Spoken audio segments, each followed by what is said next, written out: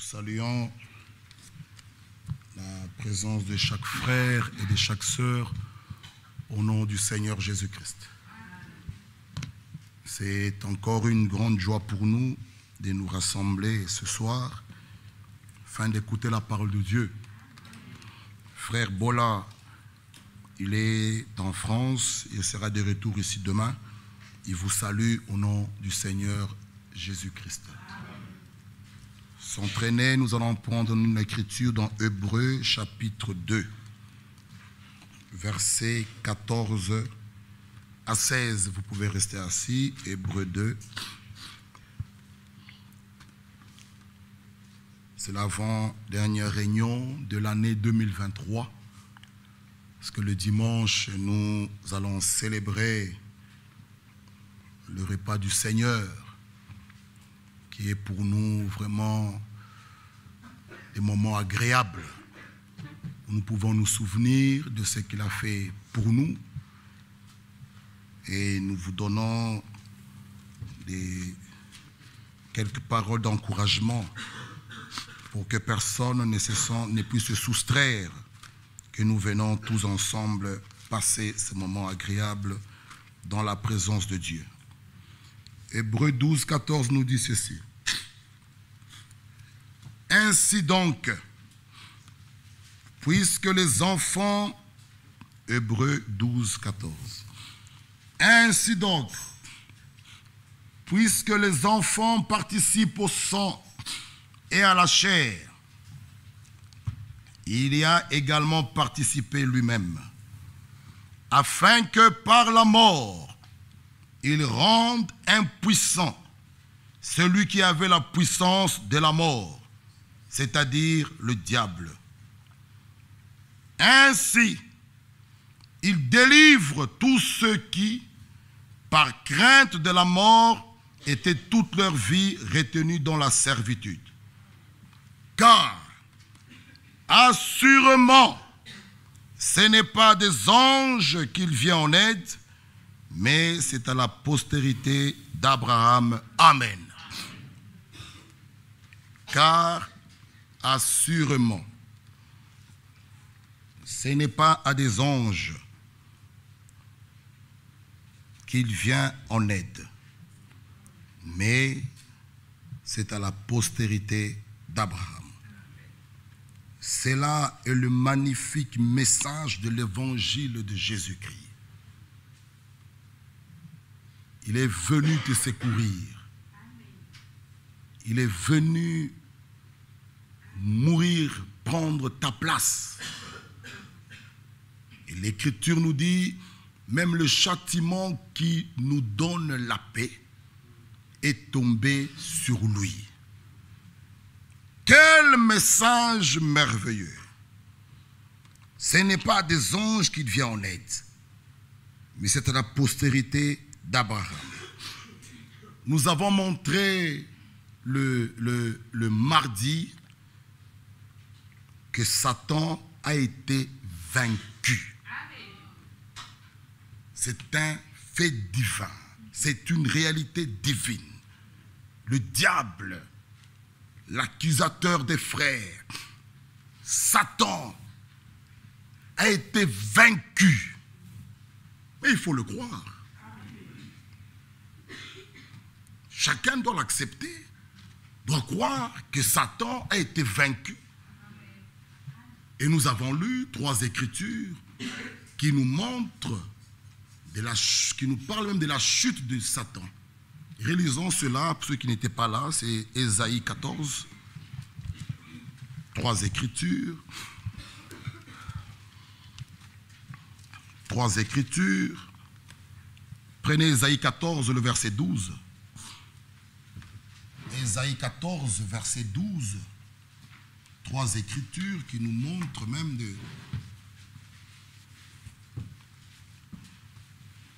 Te voilà tombé du ciel, astre brillant. Ésaïe 14, verset 12. Fils de l'aurore, tu as battu à terre, toi le vainqueur des nations. Tu disais en ton cœur, je monterai au ciel, j'élèverai mon trône au-dessus des étoiles des dieux. je m'assiérai sur la montagne de l'assemblée. Le verset 14, je monterai, je serai semblable au Très-Haut. Nous avons montré que quand vous voyez quelqu'un toujours avec le jeu, vraiment il faut s'éloigner de cette personne. Parce que l'homme nouveau, né de nouveau, régénéré, étant une nouvelle créature, le jeu en lui disparaît, le jeu meurt. Même dans sa prière, c'est selon Matthieu 6, voici comment vous devez prier. Nous devons tous dire, comme tu veux Seigneur. Le jeu disparaît, le jeu meurt. Le jeu, c'est l'orgueil. Celui qui est enfant de Dieu, en qui l'œuvre de Golgotha a pris place, il devient une nouvelle créature, l'orgueil en lui disparaît. C'est pourquoi même l'acte, le fait de laver les pieds de l'un ou de l'autre, de l'une sœur, entre sœurs, frères, c'est un acte d'humilité. L'orgueil disparaît. Je n'existe plus, je prends... C'est vrai, ici, tout le monde quand même est bien, mais aller un peu au fin fond, où la personne a marché presque dans le désert, où vous devez prendre ses pieds, laver, gratter. Vous voyez, c'est un acte d'humilité. Hein. C'est quelque chose en toi qui te diminue. Le jeu disparaît. Le jeu. Nous avons vu des frères de l'autre côté, qui avaient des frères, comme chauffeur par exemple, et qu'il appelait chef. Vous savez, de l'autre côté, il appelait chef, il appelait patron. Et le jour de la Sainte Seine, il tombe, c'est son chauffeur avec qui ils doivent se laver les pieds. Alors ceux en qui la parole n'avait pas encore pris place, ils sentaient un petit... il dit, je vais laver mon chauffeur, il m'appelle patron. Mais en Christ, ces choses-là n'existaient pas. Vous voyez, c'est un acte d'humilité, le jeu disparaît. Quand je vois mon frère, je le vois au-dessus de moi-même. Donc le jeu, c'est l'orgueil. Et ceci, nous voyons, il pouvait dire, je monterai au ciel, je lèverai mon trône, je m'assierai, je monterai, je serai semblable au Très-Haut. Une deuxième écriture, Apocalypse 12. Apocalypse 12, pour montrer toujours la chute de Satan, pour que vous soyez rassurés qu'il a été réellement vaincu. Il n'a plus d'autorité ni pouvoir sur nous. Alors sentons-nous libres de le servir, libres de chanter pour lui. Nous ne sommes plus esclaves. Nos mains, nos bouches, tout notre corps appartient à Jésus-Christ, appartient à Dieu. Donc servons-le avec toute liberté. Apocalypse 12. Apocalypse 12, le verset 10.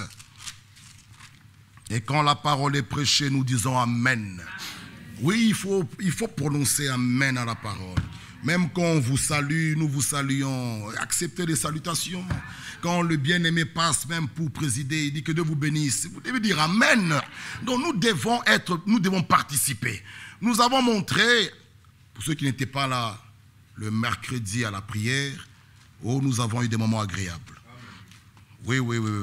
Nous avons été en jeûne jusqu'au bout et nous avons tenu. Je pouvais même continuer jusqu'au lendemain. Je sentais en moi une autre force. Ce sont des moments que nous devons vraiment avoir. Cette année nouvelle, que Dieu nous conduise à avoir des moments comme cela, à avoir des veillées des prières, des moments que nous viendrons ici, entrer à 22h, sortir au matin. Nous devons vraiment revenir, vraiment prier, implorer la grâce de Dieu, chercher sa face pendant qu'il se laisse trouver. Alléluia. Lisons un peu Ésaïe, pour ceux qui n'étaient pas là. C'est important, cette écriture. C'est important. Regardez, Ésaïe 55. Ésaïe 55, on va lire Apocalypse 12. Ésaïe 55, le verset 6. Cherchez l'Éternel. Dans notre version, c'est écrit, pendant qu'il se trouve.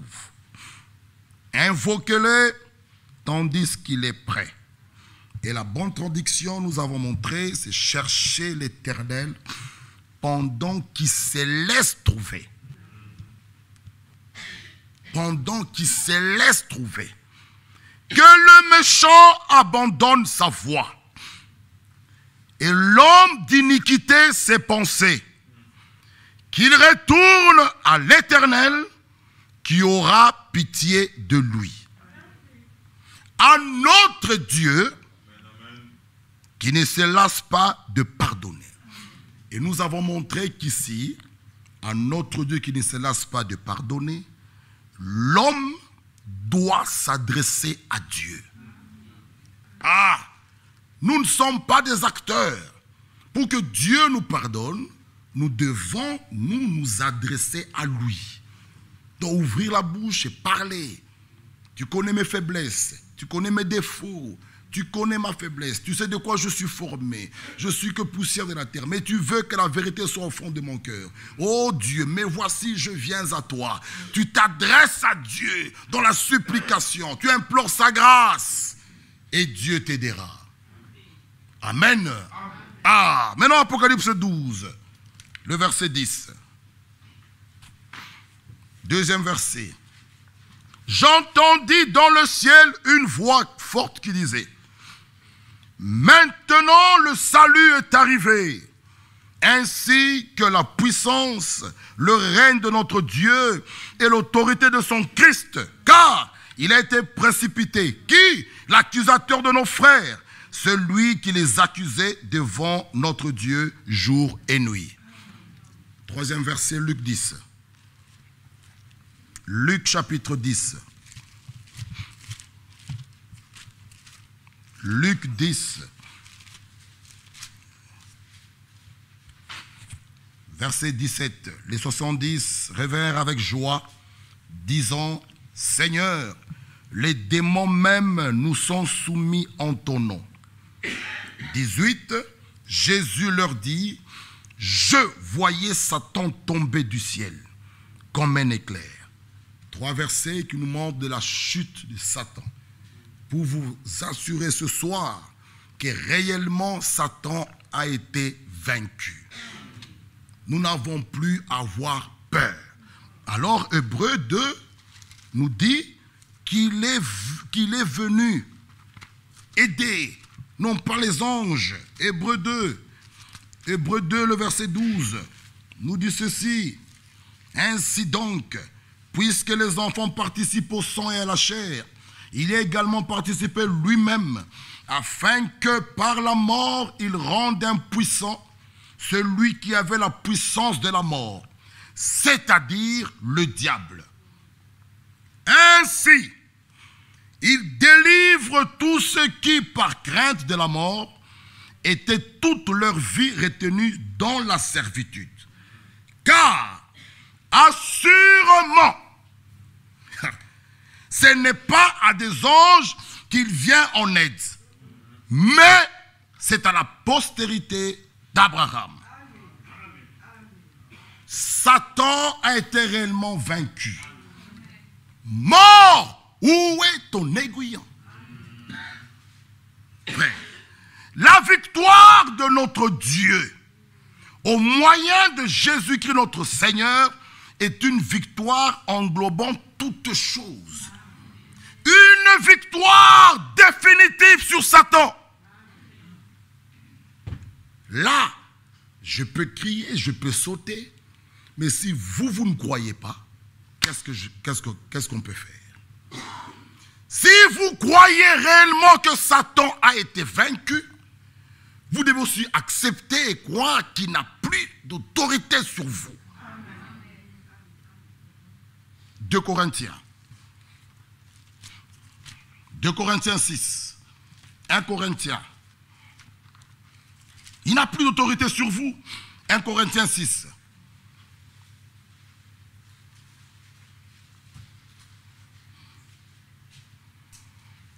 « 1 Corinthiens 6, verset 20. » Frère Déo, peux-tu venir voir un peu ce baffle ici? 1 Corinthiens 6, verset 20. « Car vous avez été rachetés un grand prix. » Amen. Vous avez été rachetés un grand prix. donc Dieu dans votre corps et dans votre esprit qui appartiennent à Dieu. Ah. Vous avez été rachetés. 1 Pierre 1,18. 1 Pierre.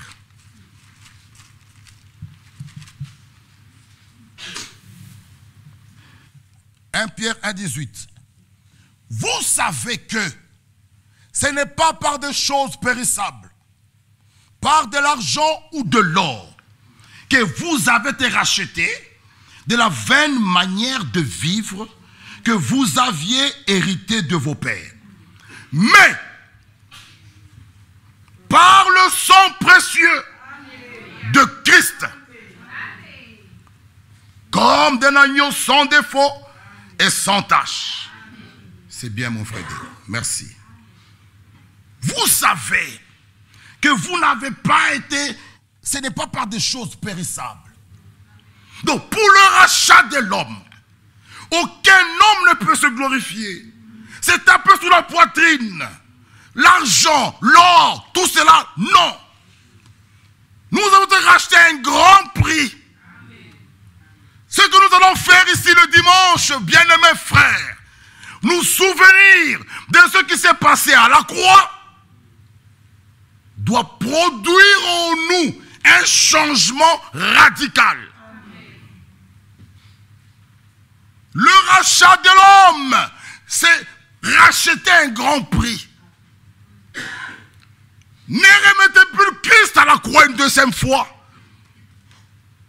Non. Je vais vous lire ce qu'on a lu mercredi.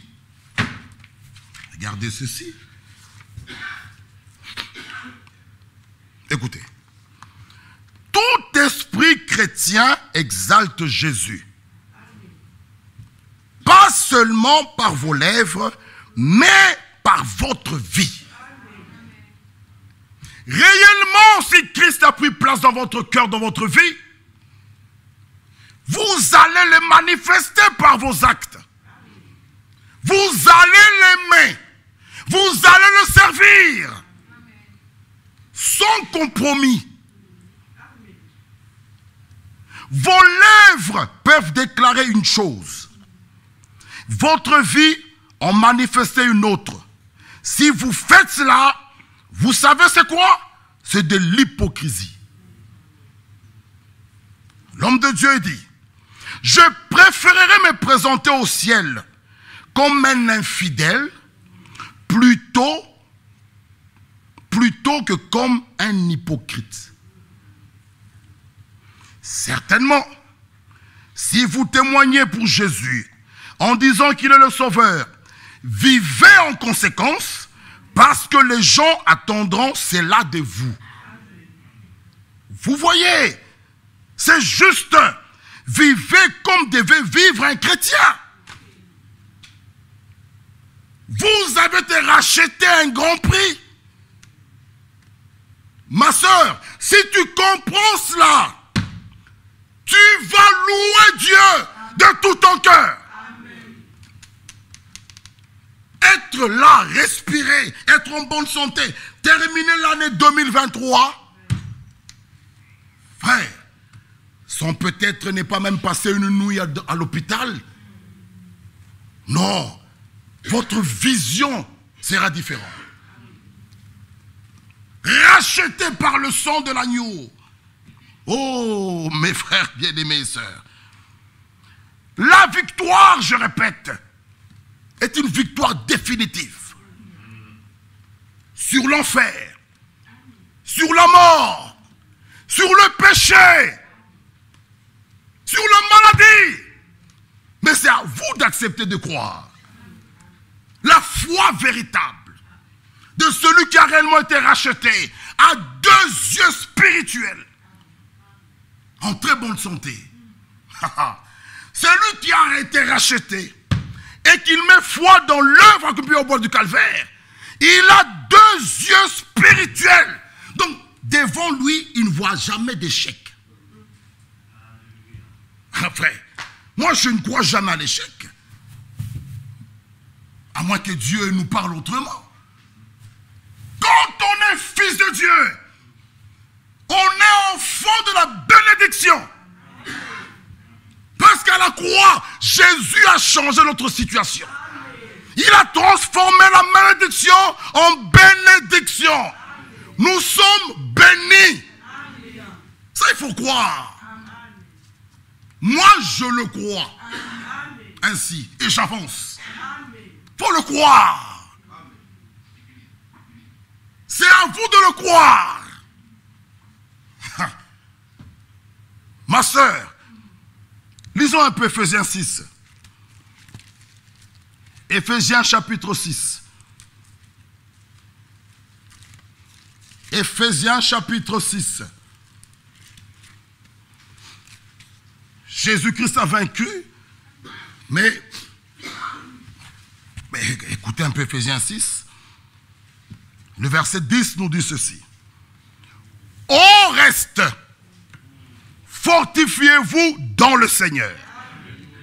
Alléluia. Au reste, ma soeur, toi qui tousses, mon frère, toi qui tousses, fortifions-nous dans le Seigneur. Dis à ton frère qui tousse là, Jésus-Christ a vaincu. Jésus-Christ guérit. Alléluia. Jésus-Christ sauve. Fortifions-nous dans le Seigneur. Ne découragez personne. Même si quelqu'un tombe, fortifie-le dans le Seigneur. Jésus-Christ relève. Jésus sauve. Jésus-Christ délivre. Il pardonne. Alléluia. Fortifie ton frère. Dis-lui, même si tu meurs dans ce corps, le jour qu'il viendra, nous aurons des corps glorifiés. Fortifiez-vous dans le Seigneur. Voilà l'évangile. Continuons à lire. Au reste, fortifiez-vous dans le Seigneur et par sa force toute puissante. Revêtez-vous de toutes les armes de Dieu afin de pouvoir tenir ferme contre les ruses du diable. Car nous n'avons pas à lutter contre la chair et le sang, mais contre les dominations, contre les autorités, contre les princes de ce monde des ténèbres, contre les esprits méchants dans les lieux célestes. C'est pourquoi prenez toutes les armes de Dieu afin de pouvoir résister dans le mauvais jour et tenir ferme après avoir tout surmonté. Écoutez, dans ce chapitre que nous lisons ici, ce chapitre se réfère à la lutte dans laquelle, en tant que croyants, nous nous trouvons. L'adversaire n'est pas moins que le diable lui-même. Écoutez maintenant ceci. En tant que croyant, si vous n'avez jamais rencontré le diable, alors vous faites route avec lui.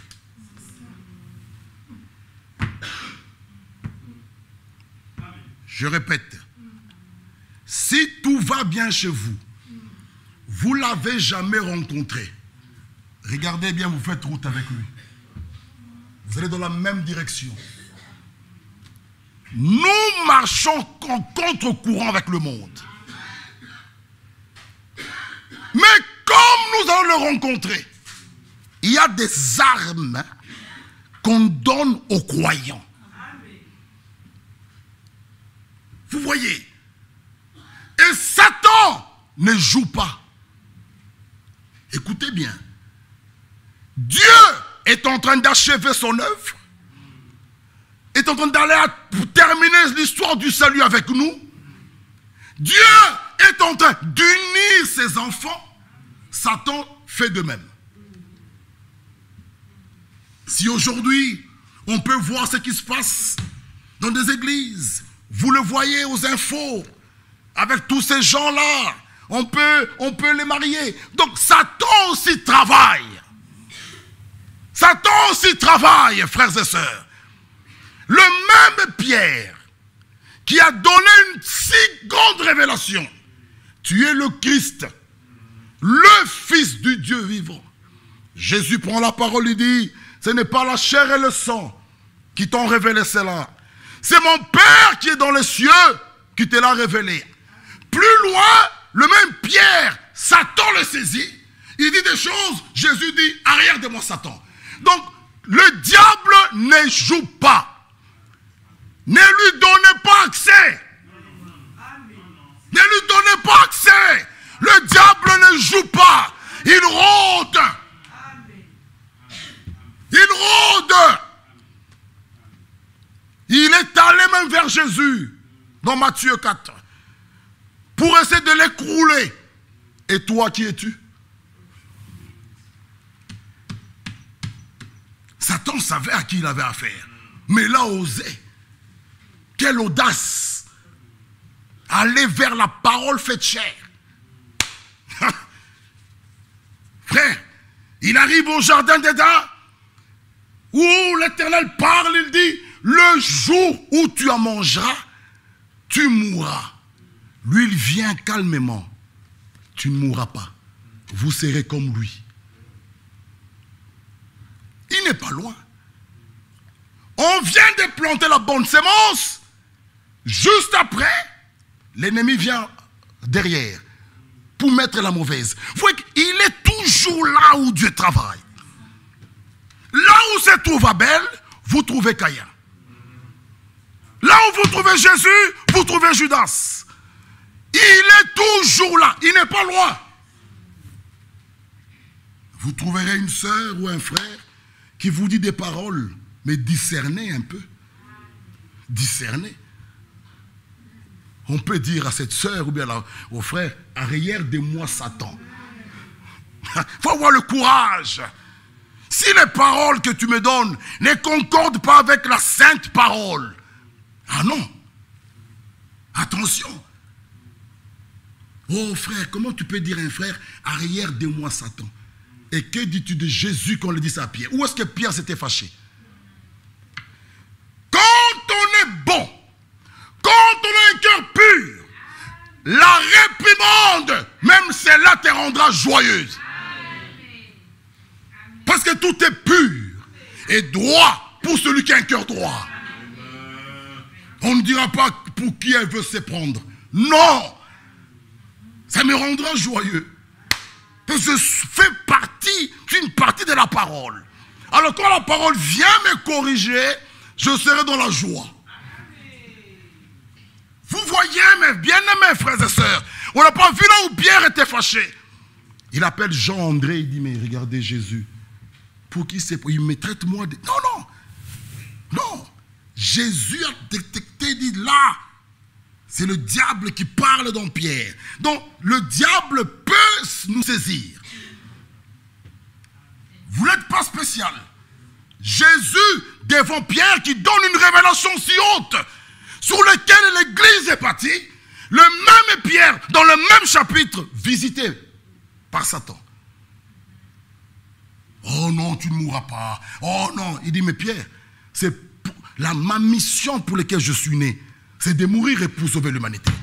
Qu'est-ce que tu veux freiner l'œuvre de Dieu? Arrière de moi, Satan! Pierre n'a pas boudé.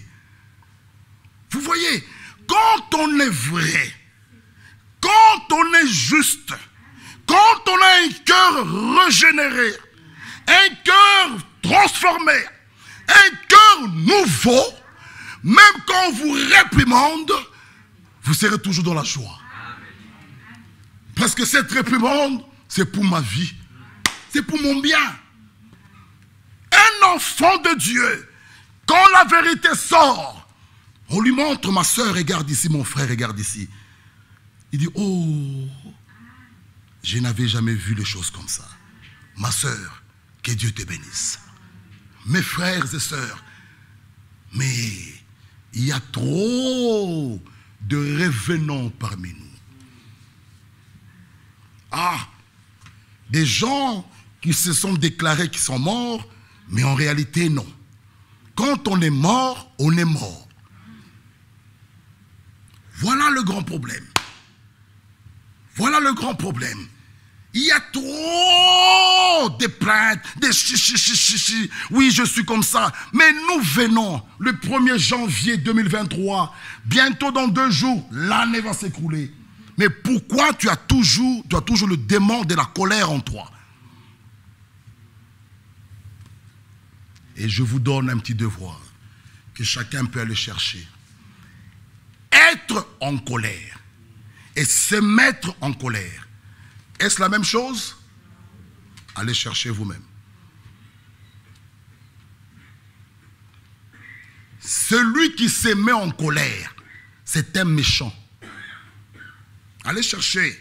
Vous me regardez. Être en colère et se mettre en colère, que chacun aille trouver sa réponse. Et tu vas te classer, tu es de quel côté? Un enfant de Dieu, la colère le saisit, selon Éphésiens. Mais la Bible dit que le soleil ne se couche pas. Ça peut arriver. Mais combien de gens dorment avec la colère? Et ils vont manger la Sainte Seine ici. Ce n'est pas possible. C'est écrit. Lisez avec moi. Lisez. Éphésiens 4. Éphésiens 4. Lisez le verset 26. Le verset 25. C'est pourquoi renoncez au mensonge. Un enfant de Dieu dit toujours la vérité. Même si c'est contre lui-même, mais je dirai la vérité. Et que chacun de vous parle selon la vérité à son prochain. Car nous sommes membres les uns des autres. Si vous vous mettez en colère, ne péchez point. Que le soleil ne se couche pas sur votre colère. Et ne donnez pas accès au diable. Combien de gens dorment dans cet état? Et je me pose la question, est-ce que même vous priez? Posez-vous un peu la question. Comment tu prieras dans cet état? Tu t'embrouilles à 10 h du matin, mais tu vas au lit dans cet état. Et tu pries. Comment est-ce que tu pries? Vous voyez. Mais quand on est franc, on peut écrire, frères et sœurs, priez pour moi parce que le démon de la colère me dérange. Parce que la colère de l'homme n'accomplit pas la justice de Dieu. Jamais. On ne peut pas accomplir la justice. Non, c'est impossible. Mais combien écrivent ça? Alors qu'il y a trop de colériques ici. Beaucoup. Quart de tour, il a déjà démarré. Mais on s'appelle fils de Dieu. Non. Il y a beaucoup qui sont prêts à retrousser leurs manches. Mais ils vont manger la Sainte Seine. Pourquoi vous gardez ce démon? Alors que Jésus à la croix a vaincu tout démon. Même de la colère là, Jésus-Christ se délivre. Mais quand on regarde ici, on a toujours des petites requêtes de prier pour nous. J'ai les examens. Écoutez, je ne suis pas contre. Mais démon de têtutesse envers les parents. Combien répondent mal les parents? Mais ils vont manger la Sainte Seine. Ici. Oh maman, tu exagères un peu. Maman, c'est pas possible. Et on va finir, on va manger. Ça doit pas être une habitude. Ce sont des démons. Priez pour moi, le démon de la têtutesse vis-à-vis des parents me tourmente. Nous prierons. Et Jésus délivre. Parce que ce sont des signes du temps de la fin. Les enfants seront rebelles à leurs parents. C'est pas parce que tu as 23, 24, tu deviens... Non. Même si maman n'a jamais étudié, elle reste ta maman. Il faut faire attention. Et Éphésiens nous parle même des bénédictions qui accompagnent. Ceux qui honorent les parents. Aujourd'hui, parce que vous avez étudié, vous avez vos petits diplômes, vous êtes en Europe, vous avez 23, 24, tu as un petit salaire là de 1 000 euros. Qu'est-ce que ça fera à la grossesse de 9 mois? C'est pas possible. Pour 1 500 euros, tu deviens têtu. Mais tu viendras prendre la coupe. Non, non. Nous devons être des modèles. Nous devons être des modèles. Quand je m'avance vers la coupe, je peux regarder mon papa. Il peut dire mon fils ou ma fille. En tout cas, que Dieu te bénisse.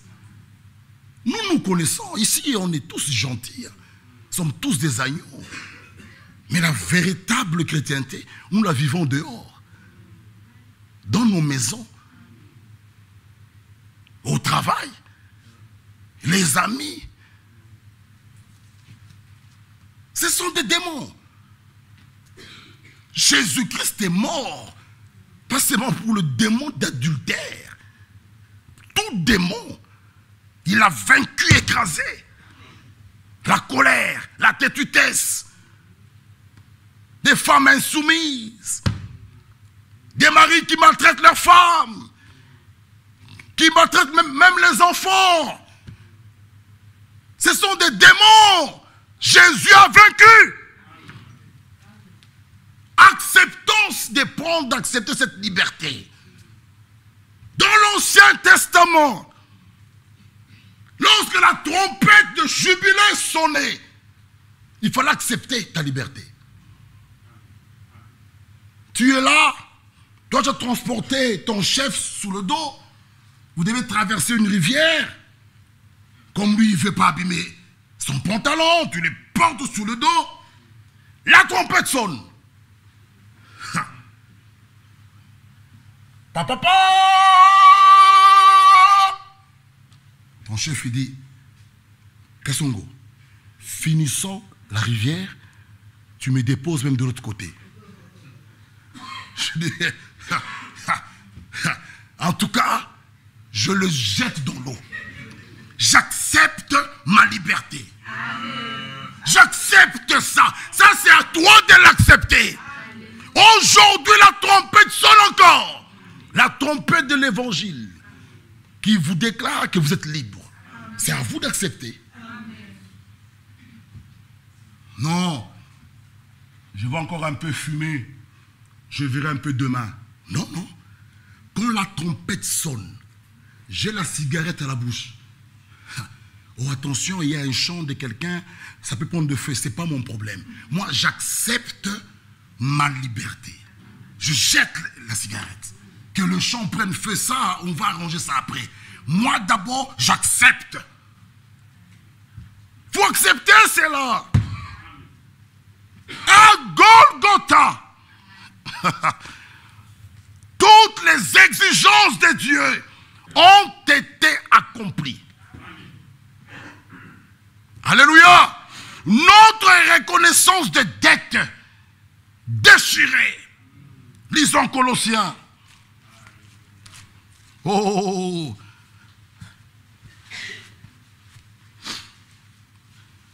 À Golgotha, Colossiens 2,14.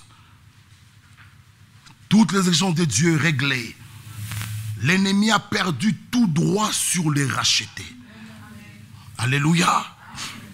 Ah, il a effacé l'acte dont les ordonnances nous condamnaient et qui subsistait contre nous. Et il a éliminé en le clouant à la croix. Il a dépouillé les dominations, les autorités, les a livrées publiquement en spectacle en triomphant d'elles par la croix. Ma sœur, nous devons croire que Jésus-Christ a vaincu. Ta maladie, qui a eu un commencement, aura une fin. Tout ce qui a un commencement a une fin. Ta maladie n'est pas éternelle. Il n'y a que la vie de Dieu qui est la vie éternelle. Mais il faut le croire. Le jour que le médecin déclare, il fait les examens, il déclare, oh, nous venons de constater, sache que, comme il y a eu un commencement là, cette même maladie aura une fin. Elle n'est pas éternelle. Non. Il n'y a que la vie, tout ce qui vient de Dieu est éternel. La vie de Dieu, la vie divine, la vie éternelle, pas la maladie, pas les démons de la colère. Oh frère, moi c'est mon péché mignon. Mes parents ont essayé. Ils n'ont jamais réussi. Seulement vous. Écoutez, je suivais un jour frère Franck. Il disait, si la parole de Dieu n'a plus d'effet sur nous, qu'est-ce qui peut encore nous aider? Qu'est-ce que nous, frère, alors nous nous demandons, qu'est-ce qui peut encore nous aider? Quoi? Nous avons vu des gens taper. Pour la tétutesse, ça ne change pas. Mais le jour qu'ils ont emmené ce même enfant à l'église, Christ l'a pris. Ah non. Aujourd'hui, ces mêmes enfants-là sont même des prédicateurs. Ça, c'est l'œuvre de Golgotha. Donc, le secret se trouve dans la parole. Venons seulement à l'église. Ne fuyons pas l'église. Venez tel que vous êtes. Voleur, viens. Adultère, viens. Colérique, viens. Il va vous affranchir. Jean 8. Jean 8. Venez. Venons. Jean 8. Verset 34. Jean 8, 34.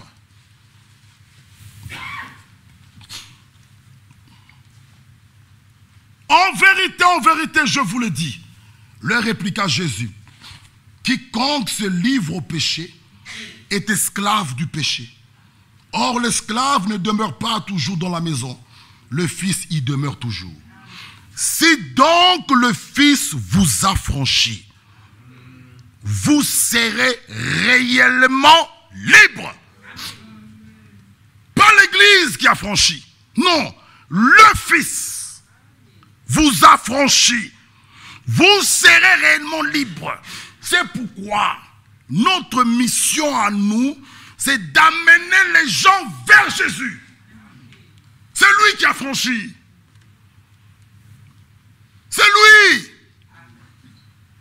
C'est lui, Jésus, le roi des rois.